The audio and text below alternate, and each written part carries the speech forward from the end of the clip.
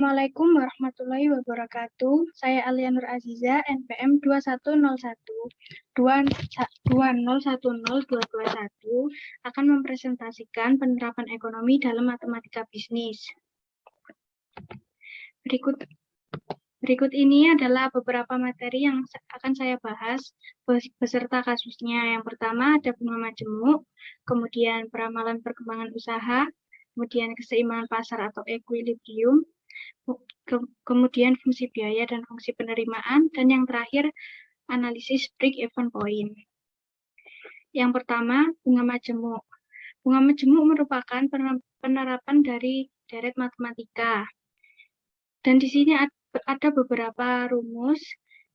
Ini adalah jika bunga dihitung per tahun menggunakan rumus Fn sama dengan P dikali 1 plus I pangkat N. Di mana di sini Fn adalah nilai awal setelah periode ke N.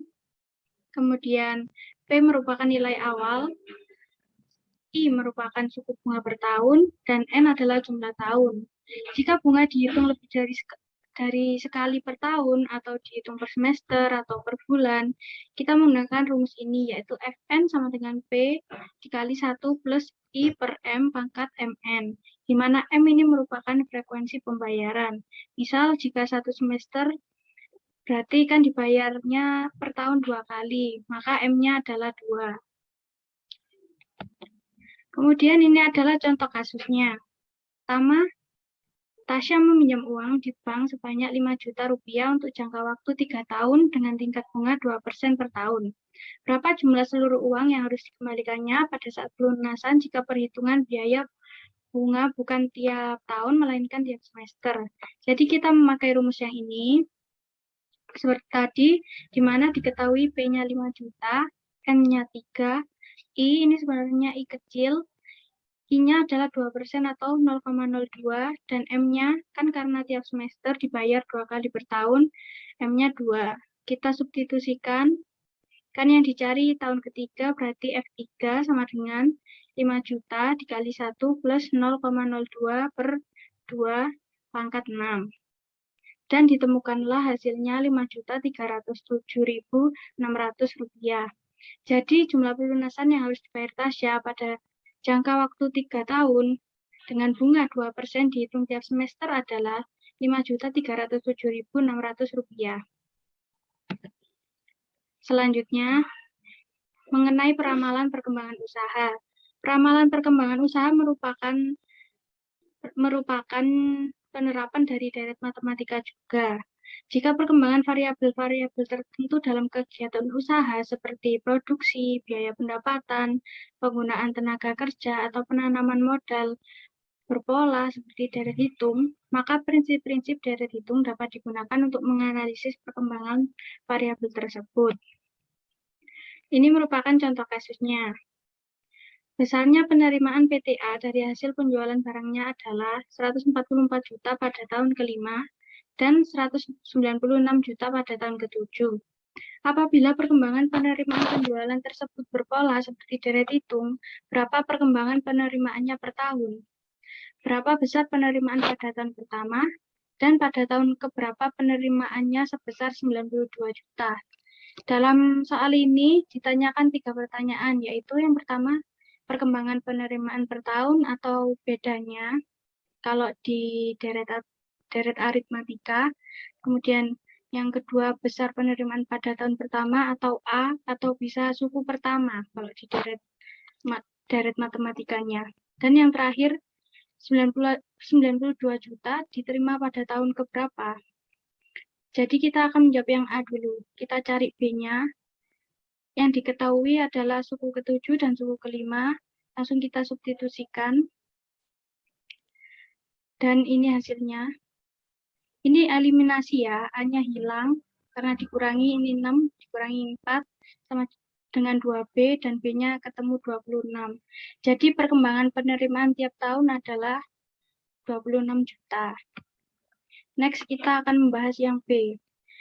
Karena tadi sudah ditemukan B-nya adalah 26, kita substitusikan ke suku ke-7, karena U7 sudah diketahui 196, untuk mendapatkan nilai A. Dan ini merupakan hasilnya. Besar penerimaan pada tahun pertama bisa disimpulkan adalah 40 juta. Dan yang terakhir, kita mencari penerimaan sebesar 92 juta itu diperoleh tahun keberapa sih? Ini dia caranya. U-nya kan dicari N-nya ini keberapa, tahun keberapa. UN-nya berarti 92 kan, karena ditanyakan 92 juta ini pada tahun keberapa. A-nya 40, dan inilah setelah disubstitusikan ketemu N-nya 3. Berarti bisa disimpulkan penerimaan sebesar 92 juta diterima pada tahun ketiga. Ini merupakan penerapan dari deret aritmatika untuk penerapan ekonomi ya. Yang ketiga adalah keseimbangan pasar ekuilibrium. Penerapan ini adalah penerapan dari fungsi linier. Pasar suatu macam barang dikatakan berada dalam keseimbangan atau equilibrium apabila jumlah barang yang diminta sama dengan jumlah yang ditawarkan.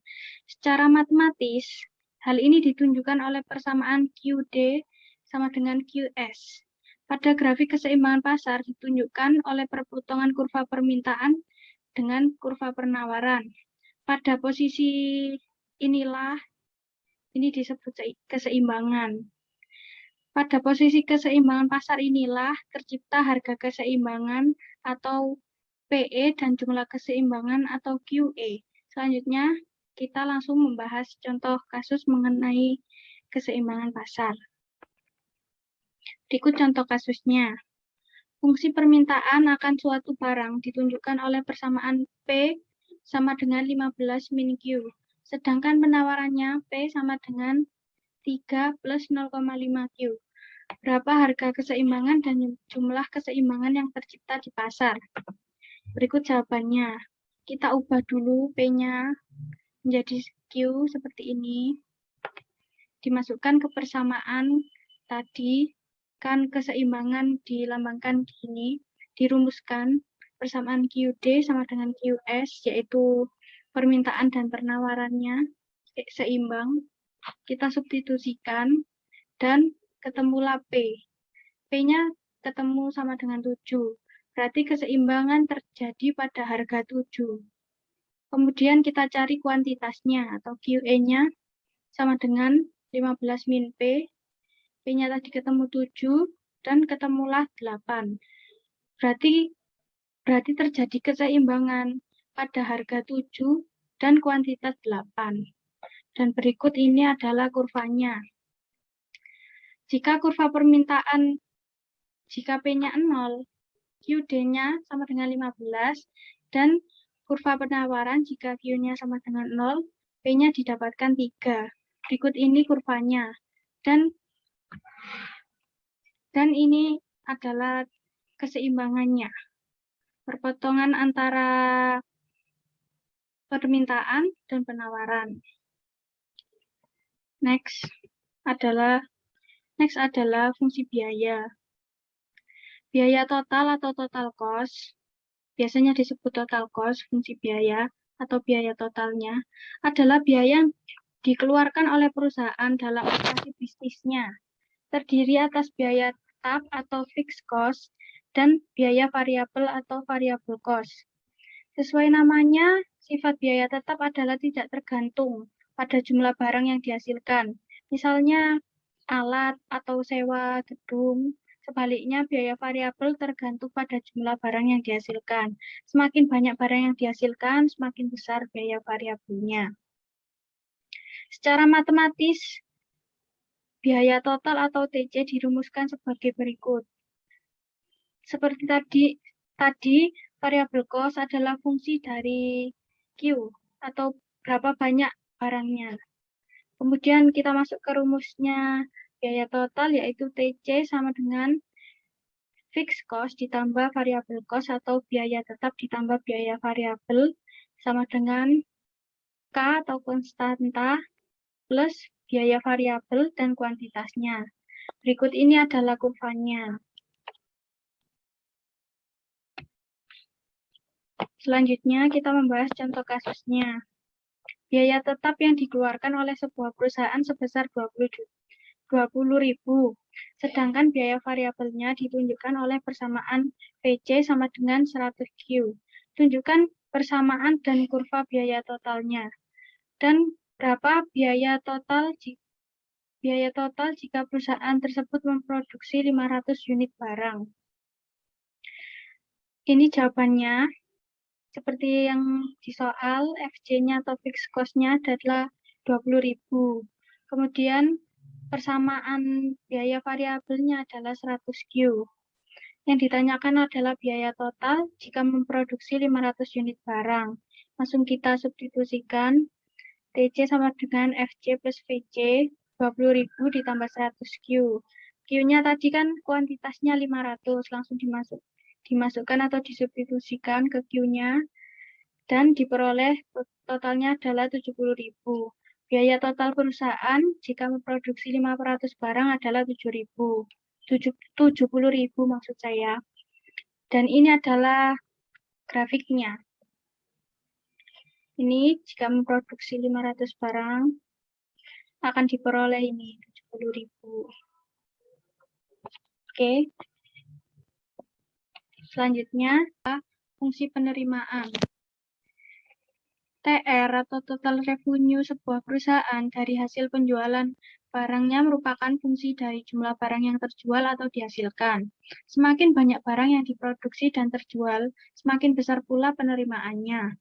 Penerimaan total adalah hasil kali dari P ini merupakan harga dan Q merupakan kuantitas barang. Dan ini dia grafiknya atau kurvanya berupa garis lurus berlereng positif dan bermula dari titik pangkal sini. Berikut adalah contoh kasusnya. Harga jual produk yang dihasilkan oleh sebuah perusahaan 400 per unit, 400 rupiah per unit. Tunjukkan persamaan dan kurva penerimaan total perusahaan ini. Berapa besar penerimaannya bila terjual barang sebanyak 300 unit? Ini jawabannya, TR-nya kita substitusikan.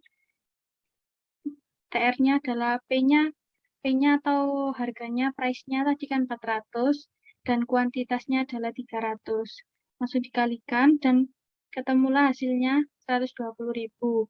Jadi bila terjual barang sebanyak 300, total penerimaannya adalah 120.000. Ini adalah kurvanya. Ini kuantitasnya dan ini total penerimaannya. Next.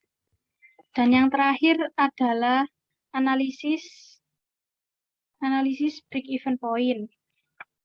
Fungsi penerimaan dan fungsi biaya tadi merupakan variabel-variabel penting untuk mengetahui kondisi bisnis suatu perusahaan. Dengan diketahuinya penerimaan total yang diperoleh dan biaya total yang dikeluarkan, dapatlah dianalisis apakah perusahaan mendapatkan keuntungan atau kerugian. Keuntungan dicapai saat P lebih dari 0 dan TR lebih dari TC, atau total revenue lebih dari total cost. Secara grafik, hal ini terlihat pada grafiknya. Bila begini, TR-nya di atas TC adalah laba, perusahaan dalam keadaan laba. Apabila sebaliknya, TC berada di atas TR atau biaya totalnya di atas penerimaan, maka perusahaan itu dalam keadaan rugi. Namun, apa sih BEP itu? BEP adalah pulang pokok, yaitu suatu konsep yang digunakan untuk menganalisis jumlah minimum produk yang dihasilkan atau terjual agar perusahaan tidak mengalami kerugian.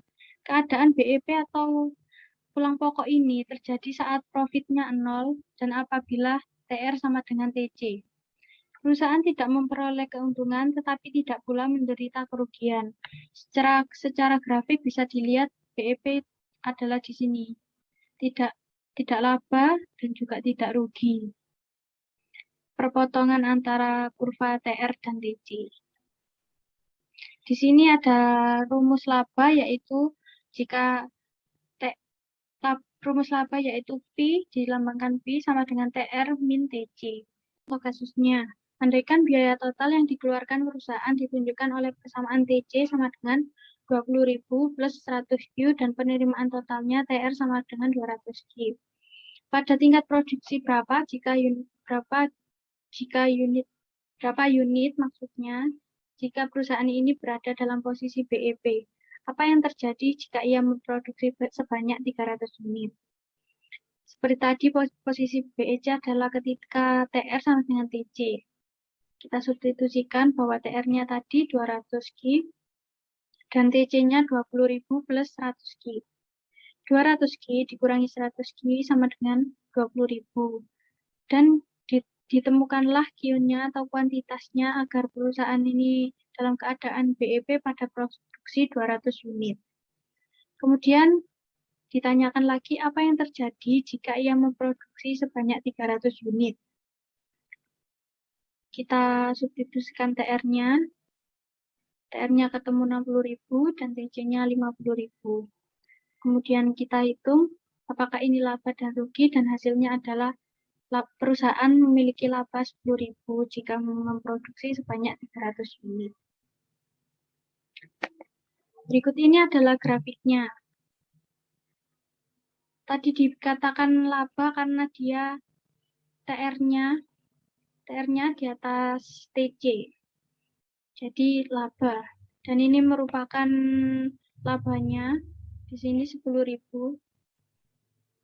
Dan inilah presentasi saya. Terima kasih. Mohon maaf apabila banyak kesalahan. Wassalamualaikum warahmatullahi wabarakatuh.